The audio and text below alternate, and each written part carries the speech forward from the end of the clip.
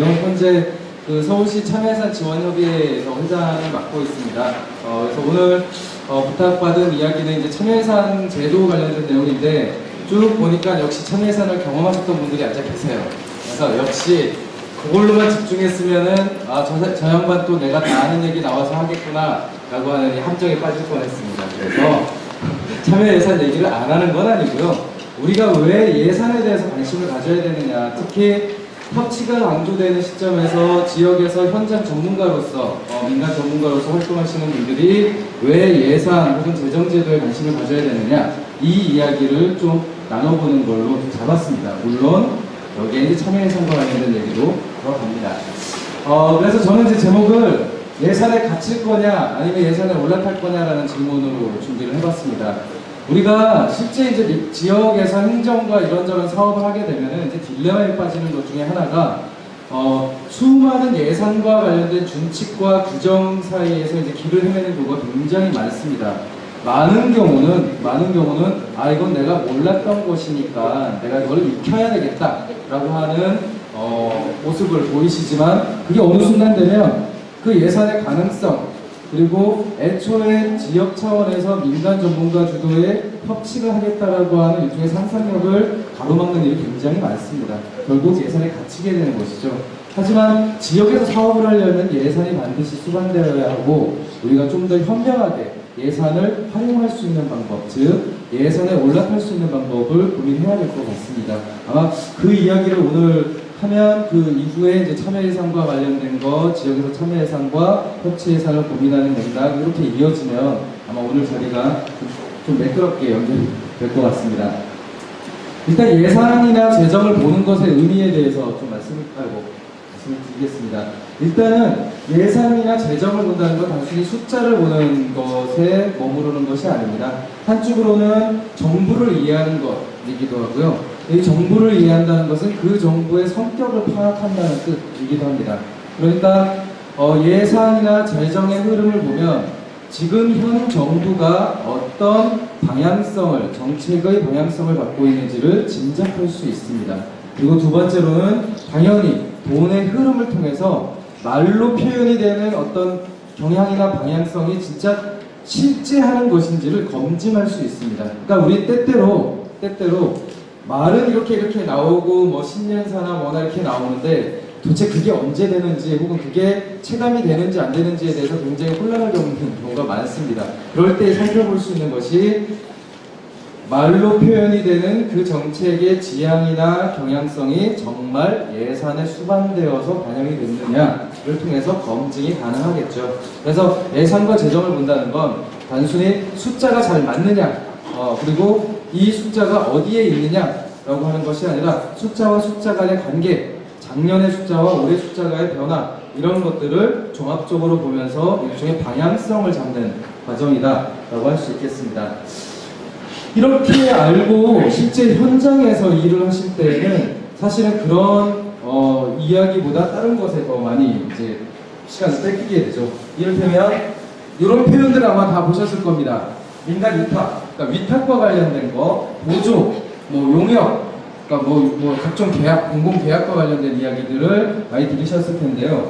아마 여기 계신 분들 중에서 이 위탁과 보조 사업과 그 다음에 일반 그 공공 계약의 차이점, 이런 것들을 명확하게 구분할 수 있는 분들은 거의 없을 겁니다. 자, 그걸 장담할 수 있는데요. 왜 그러냐면요, 이건 계약 담당 부서에서도 힘들어하는 일이기 때문에 그렇습니다.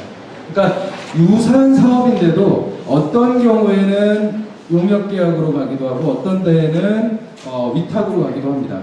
그러니까 왜 유사한 사업인데 작년에는 그 보조 사업처럼 이렇게 정산을 했는데 올해는 왜 갑자기 위탁 사업처럼 이렇게 하지? 라고 하는 이야기들이 실제 지역에 있는 중간 지원 조직에서 활동하시는 민간 전문가들한테 다 나오는 이야기입니다. 아마 여기 계신 분들도 겪으셨거나 혹은 겪고 있는 중이거나 혹은 멀지 않은 시기에 겪을 일이라고 전 장담할 수 있습니다. 실제 올해 초에 그 어느 지역 문화재단에 있는 그 직원분들하고 이제 이런 토론을 한 적이 있습니다. 그때 이제 들었던 가장 놀라운 사건은요, 일반적으로 행정은 관계 법령에 의해서 그 회계 출납을 담당하는 사람을 지정하게 되어 있습니다. 그래서 사업부서가 다 달라도 그 사업부서에서 직접 지출하는 것이 아니라 회계 담당 부서에서 일원화해서 그 출납을 담당하도록 되어 있고, 이 사람들이 재정 통제에 일차적인 권한을 갖고 있습니다. 그런데 제가 만났던 지역문화재단의 담당자분들은 다 개별 사업 담당자가 지출을 책임지는 구조였습니다. 그래서 어떤 담당자는요, 진짜 열심히 일을 한 거죠. 막 한국문화예술위원회 가서 PT 해갖고 예산도 받아오고, 서울시에서 예산 받아오고, 서울문화재단에서 받아오고, 구청에서 하는 사업도 받아오니까 본인이 하는 게 5가지 정도가 된 거죠. 근데 5개의 통장이 있더라고요. 이거 진짜 놀라운 일입니다. 그러면 그 재단 전체적으로 어떤 돈이 어떻게 들어와서 이것이 언제 며칠 몇 시에 돈이 어떻게 흘러가는지에 대해서는 아무도 총괄하고 있지 않다는 뜻입니다. 그러다 보면 그게 자율성을 높여주는 것이 아니라, 그래서 이 사업 담당자를 굉장히 위축시킵니다. 왜? 책임을 내가 져야 되니까. 그러니까 가급적이면 소극적으로 하려고 하고, 원래는 민간의 파트너로서 내가 들어온 건데 어느 순간 보니까 민간을 쪼고 있는 내 자신을 발견하게 되는 거죠. 이렇게 정산하시면 안 돼요. 이 서류가 더 필요합니다. 이거는 내가 필요해서가 아니라 나에게 공모사업을 준, 혹은 지원사업을 준 공무원의 입맛을 맞추기 위해서 필요로 하는 것들인데, 실제 대면하고 있는 그러니까 민간 자원들 혹은 민간에서 활동하시는 분들은 좀 저 사람이 변했어 라고 보인다는 거죠. 이 딜레마라고 하는 게 점차적으로 확산이 되고 있는 것 같습니다. 특히 서울시가 협치를 강조하고 마을 사업을 강조하면서 각종 민간 주도의 그 중간 지원 조직들이 만들어지면서 공통적으로 나타나고 있는 현상입니다. 근데 어디서든 칼을 뽑아서 이것을 정리하려고 하는 생각은 별로 없는 것 같아요. 그게 조금은 아쉬운 부분입니다. 그래서 현재 상황은 각계각진인 것 같아요. 여러분들이라도 그 최전선에 있는 여러분들이라도 대략적으로라도 이것을 아셔야, 소위 원튼 원치 않든 공무원들의 그 갑질, 이 갑질은 구조적인 갑질입니다. 그 사람이 나빠서가 아니라 이 계약 관행이나 이제 공공행정 관행이 굉장히 엄격하기 때문에 발생되는 것이기도 한데요. 이것들을 좀 구분하는 것이 필요하다. 우리 눈으로 벌써 구분하는 게 필요하다라는 생각입니다. 이걸 통해서 확인할 수 있는 건, 위탁과 관련된 거는 지방자치법에 준용을 하고요. 그 다음에 보조사업과 관련된 건 보조금관리법, 그 다음에 일반 공공계약과 관련된 거는 지방자치단체를 당사자로 하는 계약에 관한 법률, 그러니까 지방계약법에 따릅니다. 그러니까 우리가 용역, 보조사업, 그 다음에 그 위탁 이런 것들을 막 섞어서 사용하지만 각각 준용되는 법률이 다르다라고 하는 것을 일단 기억하실 필요가 있습니다. 이것은 그래서 법이 다르다라고 하는 건 뭔 뜻이냐면요. 그래서 이거 상호 호환이 되는 게 아니에요. 그다음에 스스로 따르는 모법이 다른데 그게 집행되는 현장에서 어떻게 이게 막 가로지르겠습니까? 그렇지 않습니다.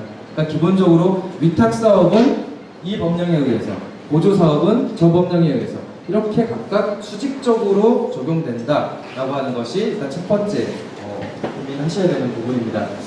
두 번째로는, 그걸 이제 민간 위탁하고 다른 게 뭐가 다르냐? 가장 많이 고민하는 게 이제 이 부분일 것 같아요. 왜 어느 시점에서는 보조사업이었던 것이 이렇게 되면은 공모사업으로도 불렸다가 사실은 위탁이지라고 하기도 하다가, 왜 이건 계약이 안 돼요? 이건 위탁사업이기 때문에 그렇습니다. 이런 말이 막 섞이잖아요. 근데 각각은 특징이 있습니다. 어떤 게 가장 중요한 기준이냐면요. 법령에서 해당 사무의 책임을 지방자치단체장에게 두느냐 안 두느냐가 핵심입니다. 그러니까 법에 지방자치단체장은 지역주민의 뭐를 위해서 이것을 하여야 한다라고 규정된 사무를 민간에게 주는 것은 위탁사업입니다. 법상 지방자치단체의, 즉 지방공공기관의 책임으로 되어 있는 사업들을 민간에 주는 것은 법리상 다 위탁사업입니다. 공공이 해야 되는 것을 주는 것이기 때문에 그렇고요. 그래서 그 사업의 귀책은요, 그 민간에게 100% 있는 것이 아닙니다. 왜? 법으로는 그거는 단체장이 책임지도록 되어 있기 때문에 그렇습니다. 그래서 위탁사업의 책임은 반드시 그 공공기관의 단체장과 나누는 겁니다. 근데 많은 경우에 이 위탁사업의 책임을 민간인들에게, 그것을 수행한 민간인들에게 전가하는 경우가 굉장히 많습니다.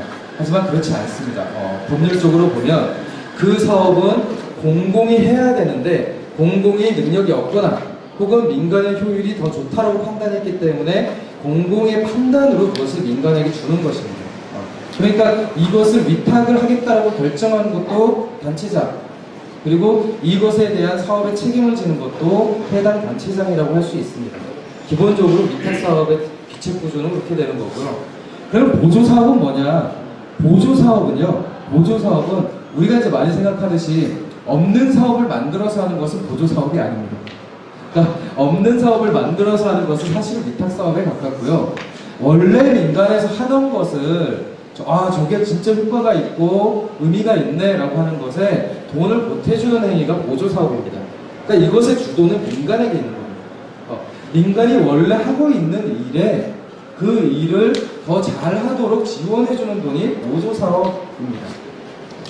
그러니까 이 보조라고 하는 것은 민간을 보조인으로 삼는다는 뜻이 아니라요, 공공이 민간의 보조를 한다는 뜻입니다. 그런데 실제 우리 사회는 그렇지 않죠. 대부분 공공이 주가 되는 사업에 민간이 보조하는 것을 보조사업처럼 인식을 합니다. 이것은 법령에 의하면 전혀 다른 사업입니다. 그러니까 이 부분을 강조드리는 이유가요, 실제로 현장에 계시는 분들이 이런 부분에서 명확하게 인지를 하고 있지 않으면 번번이 공공에 당하기 때문에 그렇습니다. 실제로 서울에 있는 모 지역문화재단의 경우에는 이런 일이 있었다고 합니다. 구청에서 해야 되는 일인데 그 구청의 일을 위탁사업으로 재단에 넘겼습니다. 그런데 이 위탁사업으로 넘어간 일을 다시 민간 예술가들, 예술인들이겠죠. 사업을 하다가 그 사업이 진척이 잘 안 됐어요. 이제 감사원에서 감사를 했는데 이거 환수 조치가 떨어진 겁니다. 그러면 이것에 대한 귀책은 사실은 이 사업을 위탁한 구청, 즉 본청의 책임이어야 하는데 실제 그 사업을 담당했던 공무원이 자기 돈으로 그걸 메꿨다고 합니다. 이건 말이 안 되는 거거든요. 그러니까 엄밀하게 보면 공적 업무를 하다가 문제가 생겨서 그 돈이 망실이 되면 그게 횡령이나 이런 것이 아니면요 다 보호하게 되어 있습니다. 공적 업무를 위해서 하다가 손실이 발생하면 그것을 공무원 개개인에게 책임을 돌릴 수 없다라는 규정이 있습니다. 근데 그것을 공무로 처리를 하지 않은 거죠. 왜? 그렇게 하게 되면 단체장이 그것을 승인해야 됩니다. 이것은 공무를 하다가 사업 실패로 인해서 발생한 일이야 라고 단체장이 그것을 승인해줘야 되는데 어떤 단체장도 그 책임을 지고 싶지 않아 하기 때문에 그 사업 당사자에게 떠넘기는 거고, 그 사업 당사자는 본인이 인사고과에 반영될 것이 우려해서 재단에 있는 만만한 민간 전문가들에게 넘기는 겁니다. 이런 일들이 벌어지는 거죠. 이런 일이 반복되면 중간 지원 조직에 있는 민간 활동가들 같은 경우는요 위축이 될 수밖에 없습니다. 그러니까 소위 우리가 많이 사용하는 어공이라고 하는 말이 그것이 기한의 의미가 아니라 스스로를 자조하거나 혹은 냉소하는 의미로 많이 쓰인다는 부분에 실제로 한번 진지하게 고민해 볼 필요가 있습니다.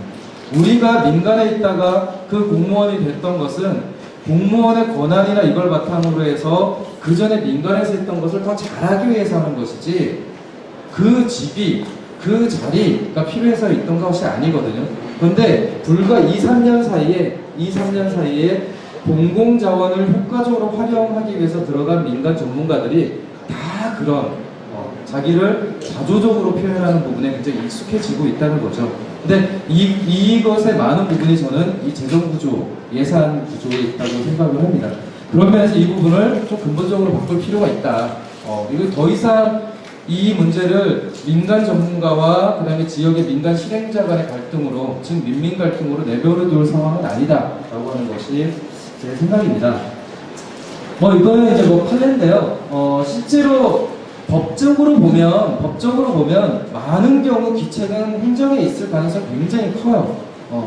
설사 여러분들이 파트너로 삼는 주민단체 혹은 주민조직에서 돈을 다 쓰고도 사업의 결과가 안 나오잖아요. 근데 그 책임을 그 주민에게 물을 수 없는 경우가 굉장히 많을 겁니다. 실제 소송으로 가게 되면 실제로 그렇습니다. 개인이 착복하거나 횡령하지 않는 이상 정책 실패의 책임을 그것을 실행했던 민간인이나 혹은 중간 지원 조직에 있는 전달자에게 물릴 가능성이 굉장히 없습니다. 실제 그런 판례들이 있습니다. 그러니까 회계를 담당하는 보조자는 보조자의 지위가 있을 뿐이지 회계를 직접 담당해야 되는 사람이 그 책임이 있다라고 하는 판례들이 굉장히 많습니다. 이거는 길어지니까. 그러면 이제 이런 맥락에서 왜 재정이나 예산에 대한 공공 개입이, 그러니까 민간에서의 개입이 필요하냐라고 하는 부분을 좀 간단하게 살펴보면서 참여 예산과 관련된 이야기로 좀 진행을 해볼까 합니다. 앞서서 우리가 행정조직으로 들어갔던 것은 소위 행정의 권한을 우리 손으로 좀 갖고 오기 위한 것이었습니다. 그게 일종의 권한의 분배의 한 축이었죠.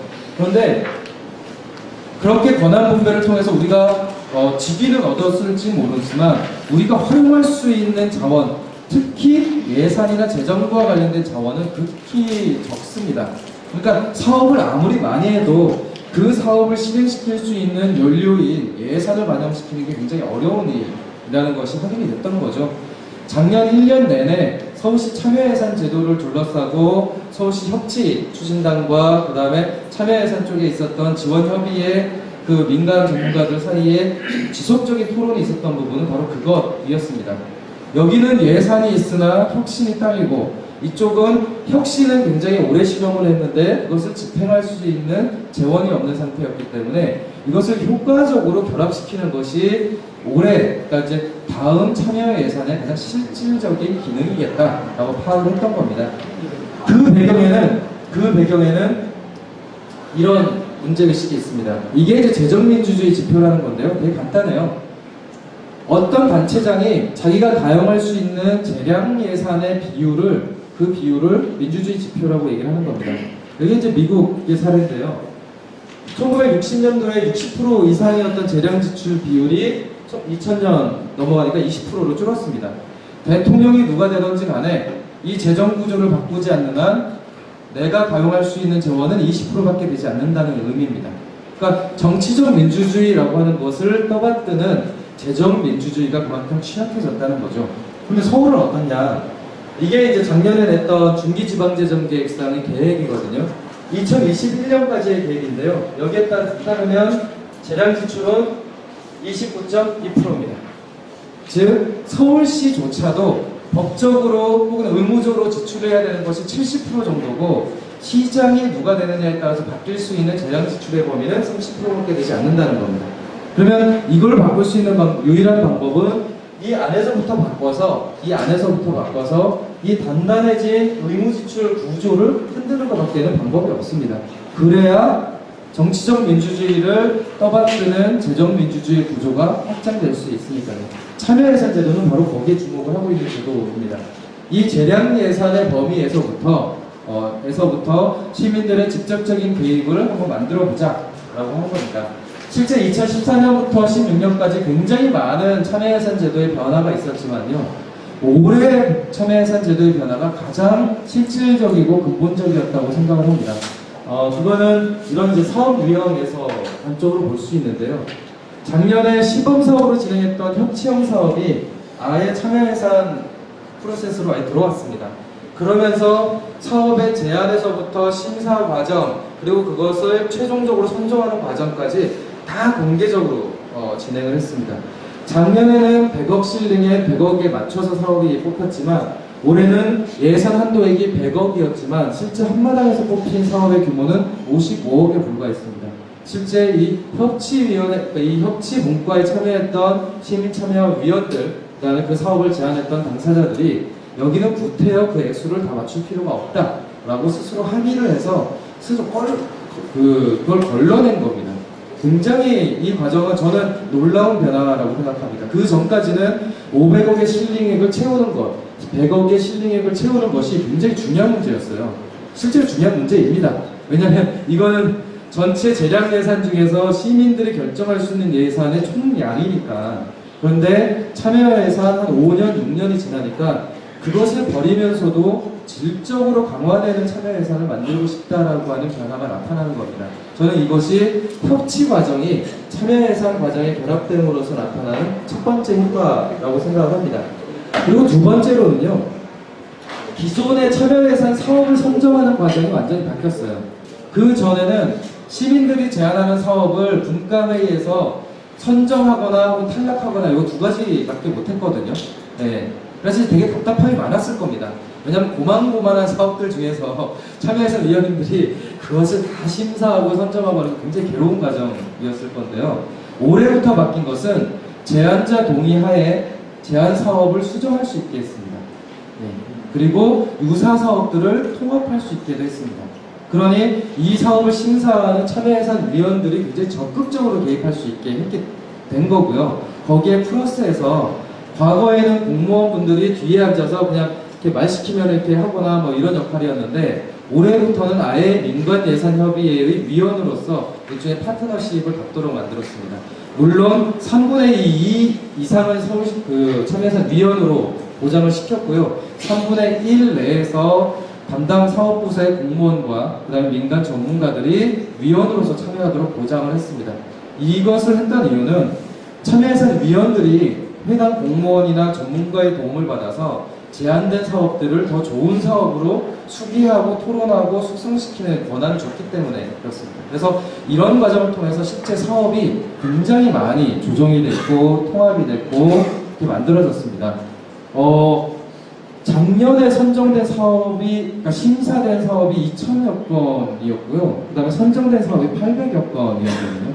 네. 근데 올해는 총회 한마당에 올라간 사업이 200여 건에 불과합니다. 그러니까 그만큼 작년까지만 해도 참여예산 위원들이 본인이 심사해야 되는 게 수백 건에 달했는데 그 부담이 굉장히 줄었던 거고요. 준 만큼 오랜 기간 토론하고 수기할 수 있게 사업이 만들어진 겁니다. 이 과정에서 가장 유리한 거는요. 역시 제안자가 지역에 오랫동안 활동했던 주체인 경우가 굉장히 유리해졌습니다. 왜냐하면 제안자들은 충분하게 그 사업을 어필할 수 있는 시간을 갖게 되는 거고요. 그리고 그럴 경우에 이 사업을 심사하는 참여예산 위원들의 공감을 얻기가 쉬워졌습니다. 그 전까지는 제안서 보기도 바빠 죽을 뻔했거든요. 근데 지금은 사업 개수가 적어지니까 가급적이면 현장에 방문해서 현장 답사를 하려고 하고 제안자의 의견을 듣고자 하는 요인이 생겼습니다. 그래서 어느 때보다 지역의 주민들이 혹은 주민이 내는 사업들이 선정될 가능성이 굉장히 커졌고 그것을 만드는 과정도 같이 만들어졌다. 그래서 저는 이 참여예산 과정이 단순히 사업을 제안하는 통로가 아니라 여러분 여기 계시는 분들이 참여예산 위원으로서 이 심사 과정에 적극적으로 개입하는 그 수단이었으면 좋겠습니다. 그래서 시민들이 내는 사업들을 그간 지역에서 마을에서 숙련되셨던 그 역량을 바탕으로 해서 그 사업을 가공시키고 통합시켜서 더 좋은 사업으로 만드는 것으로 좀 같이 했으면 좋겠다라는 그런 고민이 있습니다. 마지막으로 재정이나 예산과 관련돼서는 너무 여전히 전문가적 시각이 굉장히 많아요. 그래서 재정 정치라고 하면은 굉장히 낯선 표현일 겁니다. 그리고 이게 왜 또 운동권식 표현이야? 라고 할 수도 있는데요. 이게 올해 나온 책 표지거든요. 아마 아마존이라고 하는 그 도서 검색 사이트에서 보면 재정 정치라고 검색하면은요, 이 책 딱 한 권 뜰 겁니다. 근데 이 책을 발행한 데가 어디냐면 IMF입니다. 예. 왜? 실제로 2008년도 경제 위기 이후에 각국의 재정 정책, 세금 정책이 막 바뀌기 시작을 하고요. 그것이 바뀌게 되는 원인이 단순히 재정의 합리성, 전문가들의 회계 제도의 변화 이게 아니라 정치 과정에 의해서 영향을 받고 있다는 것이 드러나기 때문에 그렇습니다. 어떤 나라는 긴축 재정을 쓰고 어떤 나라는 긴축 재정을 쓰지 않고 근데 어떤 나라는 왜 그러니까 긴축 정책이 도입이 됐나 이게 선거제도와 무슨 관계지? 이런 것들을 파악하기 시작을 한 거예요. 그래서 예산이나 재정이라는 것도 굉장히 첨예한 정치 과정이다라고 하는 것을 우리도 이해할 필요가 있습니다. 그렇게 해야 예산이나 재정에 시민들이 왜 관심을 가져야 되는지를 설명할 수 있게 되고 또 시민 주도로 이것을 바꿀 수 있게 되기 때문에 그렇습니다. 그러면서 올해 바뀐 참여예산 제도는 정말 이 과정에서 굉장히 유효한 변화였다고 생각을 합니다. 그리고 이것이 실제 도입될 때에도 그렇지만 집행하는 과정에서도 행정의 견제가 굉장히 많은 편입니다. 굉장히 많습니다. 그래서 그런 부분들을 우리가 좀 같이 극복해냈으면 좋겠고요. 한 가지만 덧붙여서 정리를 하고자 하는데, 제가 앞부분에 이제 그 지역의 민간 사업을 하는데 각종 법제들이 굉장히 복잡하다고 그랬잖아요. 위탁이냐, 보조사업이냐, 뭐냐, 굉장히 복잡하다고 했잖아요. 그런데 참여 예산 사업의 경우는 그 기준이 굉장히 융통성이 있습니다. 그러니까 공무원이 잡아서 시행하는 사업은 공무원 주도이기 때문에 위탁사업, 보조사업, 뭐 공공계약과 관련된 틀을 자기네들 기준으로 하겠지만, 적어도 참여예산 사업의 경우에는 그 기준을 우리가 혹은 제안자가 충분히 만들 수 있습니다.